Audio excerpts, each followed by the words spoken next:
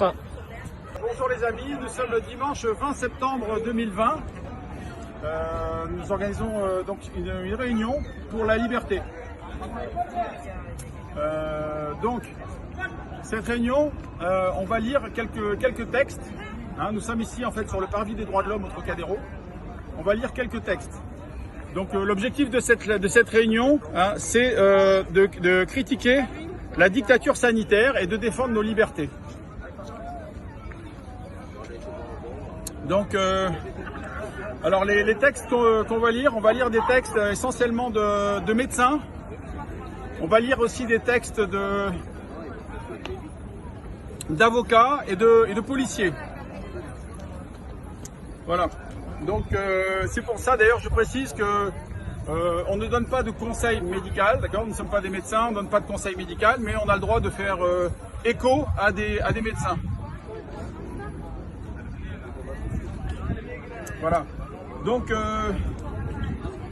alors, on a discuté avec les policiers qui s'occupent de la sécurité ici. Donc, ils nous ont expliqué qu'il fallait porter des masques. Alors, on porte des masques, on s'arrête un petit peu de temps en temps pour boire, voilà.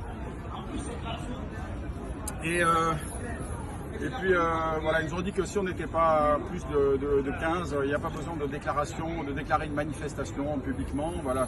Donc là, on est un petit groupe, voilà. Donc, si plus tard on organise une vraie manifestation, on fera une déclaration officielle à la préfecture. Voilà. Donc, l'objectif aussi, donc, c'est pour le droit de pouvoir respirer librement sans masque. Voilà.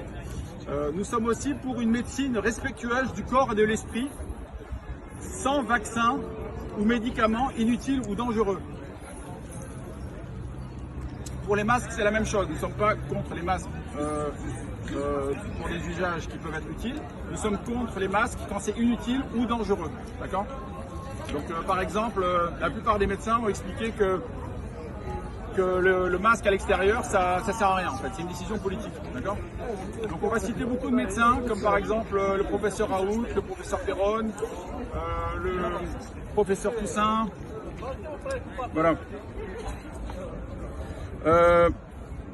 Alors en premier, donc je voudrais rappeler qu'il y a eu beaucoup de manifestations, des vraies grandes manifestations à Berlin, avec Robert Kennedy Jr., à Londres, à Zurich, à Montréal, avec Alexis Cosette de Radio-Québec, à Genève, à Zurich. Il y a eu une manifestation à Paris contre les masques qui s'est un petit peu mal terminée parce que la police a harcelé les manifestants, les a obligés à arrêter la manifestation plus tôt que prévu.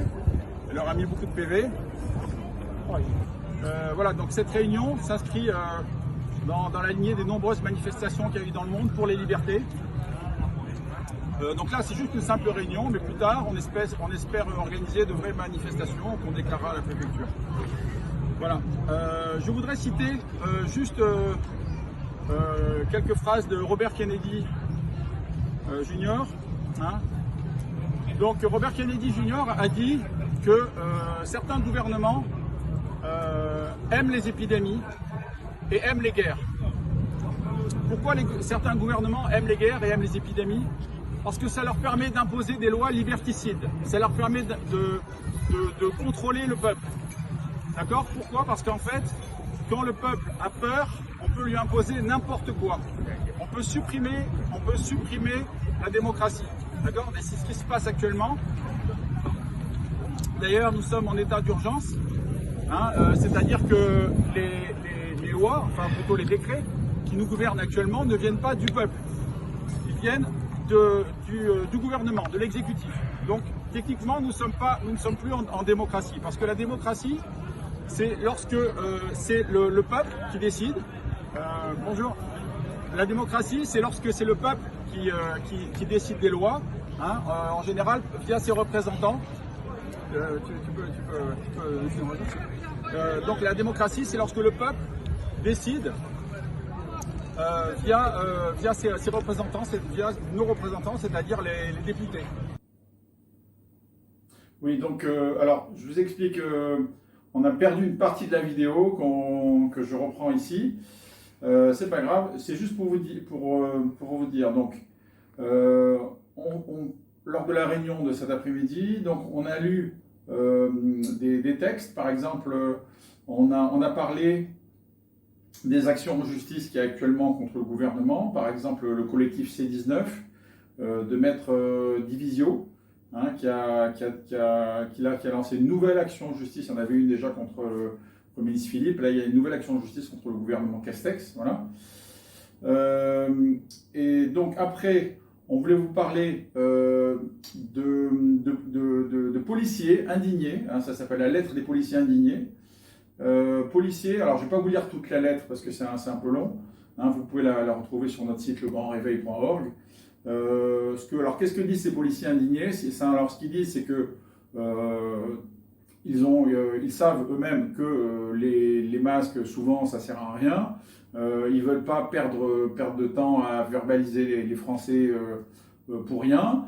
En plus, ils savent que si pour une famille, ça pourrait coûter jusqu'à 350 € par mois, hein, de masques, donc que beaucoup de Français ne peuvent pas se payer des masques. Et donc, ce qui se passe, c'est que beaucoup de gens utilisent des masques sales, et donc ça peut poser des problèmes. Et puis aussi, pour la police, ce qui est gênant aussi, c'est de cacher le visage. C'est-à-dire qu'en fait, pour les policiers, si les délinquants, les criminels sont masqués, ben, ça gêne la police. Donc les policiers, ça ne les arrange pas aussi que tout le monde soit masqué. Voilà. Donc maintenant, je devrais vous parler d'autre chose. Je voudrais parler des principales causes de mortalité en France. Alors, les principales causes de mortalité en France. Alors, si vous regardez BFM TV, la première et peut-être unique cause de mortalité en France, c'est le coronavirus. Bon, alors qu'en réalité, c'est à peine dans le top 10, hein, des causes de mortalité réelles. Hein. Donc, par exemple, on prend une journée. Hein, j'ai pris les chiffres les chiffres officiels, par exemple du 10 septembre, mais en fait aujourd'hui, hier c'était les mêmes chiffres. Donc par exemple, le 10 septembre, officiellement, il y a eu, alors c'est 25 ou 26 morts du coronavirus. Le même jour, il y a eu 432 morts du cancer, 416 morts de maladies cardiovasculaires, problèmes de cœur, 185 morts du tabac, 160 morts d'obésité, 96 morts de diabète, 89 morts d'alcool. Donc ça veut dire quoi tout ça? Je ne vais pas faire la liste de tout, mais ça veut dire que par exemple, vous avez 17 fois plus de chances de mourir d'un cancer, par exemple, que du coronavirus. Voilà. Et encore, quand on dit 17 fois plus, en vérité, c'est beaucoup moins. Alors je vais vous expliquer pourquoi. Parce que en fait, quand ils annoncent par exemple qu'il y a eu 25 morts du coronavirus, en vérité, ce n'est pas 25 morts du coronavirus, c'est 25 morts avec le coronavirus. C'est-à-dire que par exemple, une personne qui est déjà gravement malade avec un cancer, qui a 85 ans, qui est déjà mourante, qui de toute façon serait morte dans 1 mois ou 3 mois, si elle est détectée, elle meurt, ils lui font un test et ils s'aperçoivent que la personne a un test positif, ils vont dire officiellement, ils vont dire que la personne est morte du coronavirus. Alors qu'en fait, c'est extrêmement contestable. Hein. C'est-à-dire qu'il y a beaucoup de chercheurs qui disent qui ont analysé, qui ont essayé de voir en fait quel est le pourcentage de gens qui sont morts alors qu'ils n'avaient pas de maladie. Hein. Et en fait, on arrive à peu près 10%. Il n'y a que 10% des gens qui sont morts effectivement à cause du virus. Dans 90% des cas, les gens qui sont déclarés morts du coronavirus, ils sont morts avec le coronavirus. Alors peut-être que ça a accéléré un petit peu, mais c'est ridicule de dire que, par exemple, une personne qui est mourante, qui attrape un rhume, on ne va pas dire « Ah, elle est morte du rhume, le rhume c'est mortel ». Voilà, il ne faut pas être idiot non plus. Donc voilà. Donc c'est pour ça que quand le gouvernement annonce 25 morts du coronavirus, en fait c'est complètement idiot. Ça veut dire plutôt 2 ou 3 morts qui sont morts à cause du coronavirus. Voilà. Voilà. Donc ça veut dire quoi? Ça veut dire que vous avez à peu près 170 fois plus de chances de mourir du cancer que du coronavirus. Voilà. Donc il faut se calmer, hein, déjà. Voilà, il faut s'occuper des vrais problèmes. C'est-à-dire par exemple le cancer, les problèmes cardiovasculaires, le tabac, tout ça.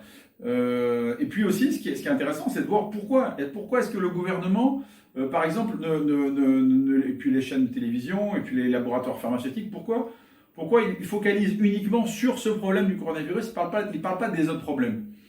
Alors déjà, tout simplement, c'est la communication, c'est une opération de com, c'est-à-dire qu'en fait, ils essayent de faire peur, voilà, donc, et pourquoi ils font peur? C'est comme a expliqué Robert Kennedy, ils font peur pour pouvoir imposer un état d'urgence, pour pouvoir faire croire qu'on est en état de guerre, pour pouvoir faire des lois liberticides, pour pouvoir après préparer des ventes de vaccins ou autre, voilà. Donc c'est pour ça que pour des raisons de communication, on nous fait croire qu'il y a un seul problème, que c'est un grave problème. Et en plus, on voit bien que, par exemple, pour le cancer, le tabac, l'obésité, le problème cardiovasculaire ou autre, le gouvernement ne va pas imposer des lois liberticides délirantes, dire attention, la cigarette c'est interdit, l'alcool c'est interdit, et tout ça. Hein. Donc, alors que là, ils nous imposent des mesures délirantes, on peut pas respirer normalement, ou voilà, où les enfants ne peuvent pas jouer dans la cour, donc c'est complètement délirant.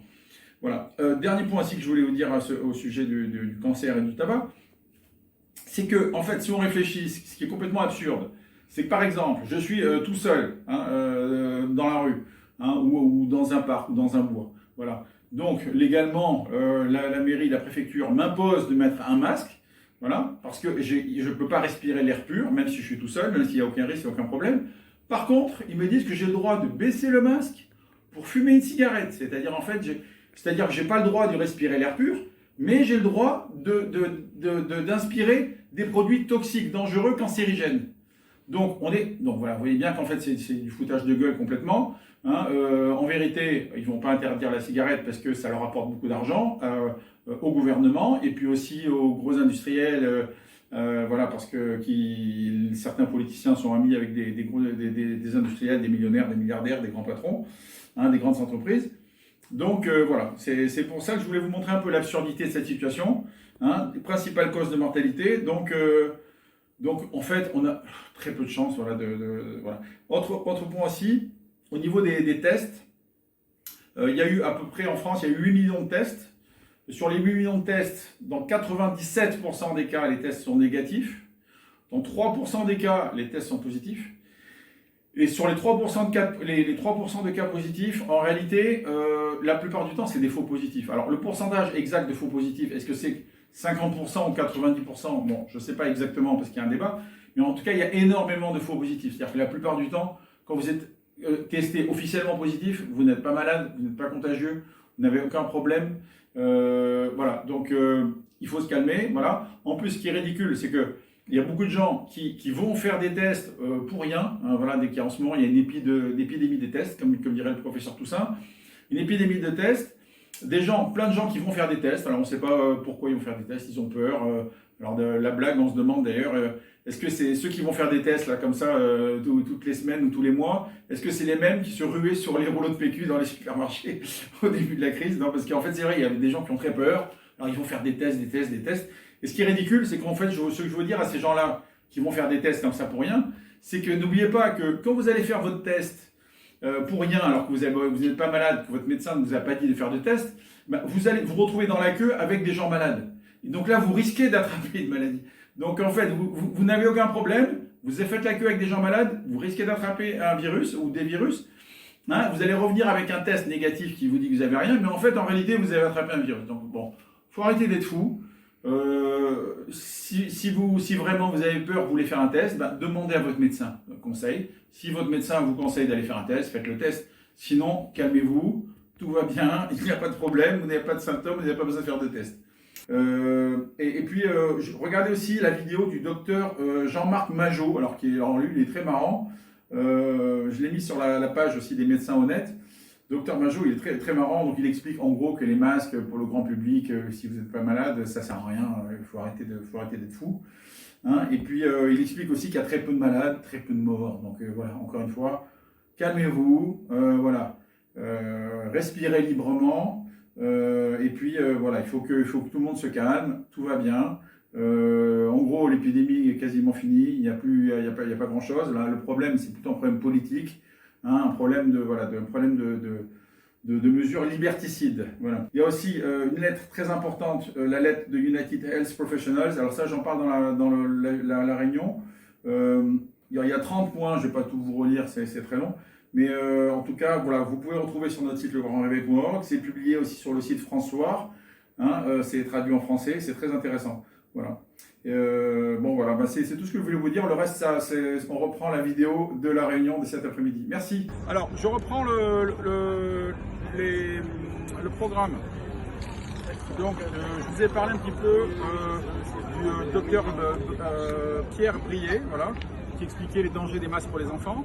Après, donc, on a une lettre de la psychologue Leroy, Madame Leroy, Laurence Leroy.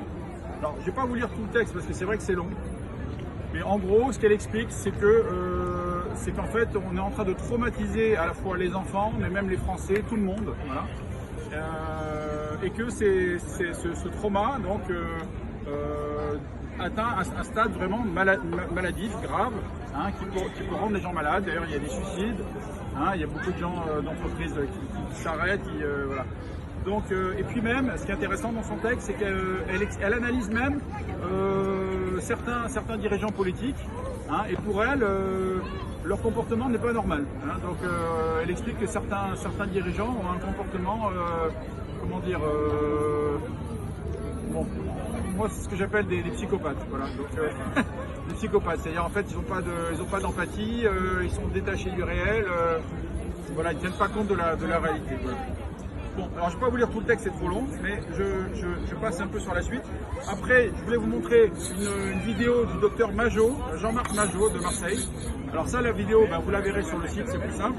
Mais il est très marrant, hein, ce médecin. Donc, il explique que, il explique en gros que les masques, c'est pour les professionnels, ou éventuellement pour des gens malades, mais c'est pas fait pour le grand public. Voilà.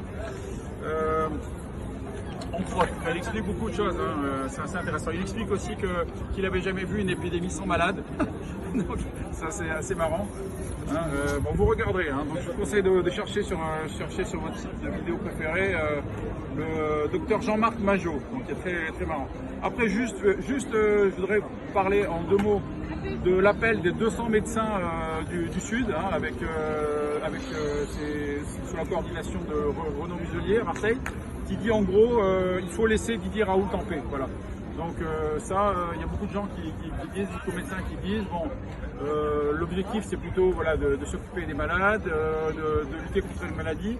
L'objectif c'est pas d'attaquer les médecins, d'empêcher les médecins de travailler. D'accord. Donc voilà. Et puis surtout, il faut laisser les médecins faire leur travail, laisser les médecins prescrire. Voilà, c'est pas au gouvernement de faire des prescriptions médicales, même pas à l'ARS, même pas au Conseil de l'ordre, c'est les médecins. D'ailleurs, il y a un médecin qui est là, je crois que tu seras d'accord avec moi. Voilà, il faut laisser les médecins ils sont libres et responsables. Hein. D'ailleurs, un médecin peut même être poursuivi s'il fait des conneries, je crois, non? Voilà, donc c'est la preuve que les médecins, c'est des personnes qui sont responsables. Hein, donc ils sont libres, ils doivent être libres et responsables, d'accord. Il faut laisser les médecins prescrire, c'est leur travail. Hein. C'est pas au gouvernement de prescrire des médicaments ou quoi que ce soit. Voilà. Après, rapidement, je voudrais vous parler de l'appel avec le professeur Toussaint des 35 médecins et chercheurs, hein, qui disent que nous ne voulons pas être gouvernés par la peur. Voilà. Bon, vous pourrez le retrouver vous-même, hein, cet appel, c'est intéressant. Voilà, et puis après, je voudrais vous parler, pour finir, je voudrais vous parler de la lettre de médecins du monde entier. Ça s'appelle United Health Professionals. Voilà, donc c'est une lettre qui a été traduite en français et publiée sur le journal François. Vous pourrez la retrouver sur notre site legrandréveil.org, sur la page du 5 septembre 2020. Donc il y a tout le texte, et puis il y a le lien aussi de l'article qui a été publié dans François. Alors, le texte est long, mais ne vous inquiétez pas, je ne vais pas vous lire tout le texte, je vais juste essayer de résumer les quelques points. C'est bien le cap macroniste, hein, je ne sais pas. Alors, je vais essayer de vous lire juste les principaux points, d'accord. Donc de médecins du monde entier, hein, qui se sont réunis, qui ont fait une déclaration mondiale, internationale.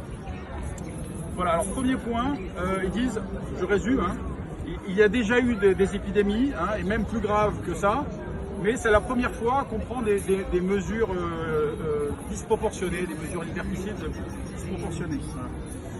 Deuxième point, ils disent que le SARS-CoV-2, donc le virus du Covid-19, n'est pas tellement contagieux. C'est 10 fois moins que la rougeole.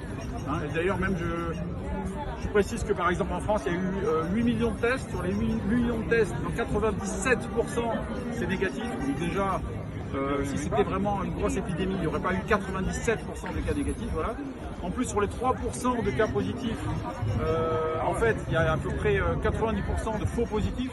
Je crois qu'on en parlait plutôt de le nombre exact, je ne sais pas le pourcentage exact, c'est à la louche. Voilà, bon, ça dépend des laboratoires aussi. Enfin bref, en tout cas, il y a beaucoup de cas positifs parce que globalement, un test positif, tiens, regarde-moi. Alors, regarde, globalement, un test positif, il indique que vous aurez été en contact avec une trace de un virus il y a plusieurs mois. Alors, c'est pas du tout, ça ne veut pas dire du tout que vous avez une charge virale importante dans le corps, que vous êtes contagieux, que vous êtes malade, tout ça. Donc, la plupart du temps, ça ne veut rien dire. Donc, juste pour finir, le texte des United Health Professionals, donc ils disent donc il faut être très méfiant de l'OMS. Il ne faut pas écouter, obéir systématiquement tout ce que dit l'OMS. Ils disent que c'est très, très corrompu. Ils disent attention aussi aux campagnes de vaccination massive, systématique, trop rapide, sans pouvoir tester, voilà. Et puis bah, c'est tout. Attends, je relis, dernier, voilà. Donc moi pour conclure, simplement, j'espère qu'il va y avoir d'autres réunions comme ça un peu partout en France. N'ayez pas peur. Alors pour manifester, il faut faire une déclaration à la préfecture. Par contre, pour faire une réunion, ne vous inquiétez pas, il n'y a pas besoin de déclaration. Donc vous avez le droit, par exemple, de vous imprimer des t-shirts, comme ça, j'ai parlé avec la police. Vous écrivez ce que vous voulez sur les t-shirts, voilà, ça, il n'y a aucun problème. Vous avez le droit, par exemple, d'avoir un drapeau français, il n'y a aucun problème. Vous avez le droit, par exemple, de boire de l'eau, par exemple. Donc quand on boit de l'eau, ben, on n'a pas de masque, on ne peut pas boire avec un masque, voilà. Voilà, donc les bouteilles d'eau, voilà, les bouteilles d'eau, ça permet de boire, voilà. Et puis, ben c'est tout. Donc organisez tous des réunions partout, dans toute la France. On se réunit, des petites réunions comme ça, 5, 10, 15 personnes, partout. Ça peut être dans un lieu public, un lieu privé, à l'air libre, on est bien, on profite du soleil. Voilà, donc n'hésitez pas, organisez tous des réunions et partagez les vidéos. Voilà, et merci, et partagez cette vidéo, et à bientôt.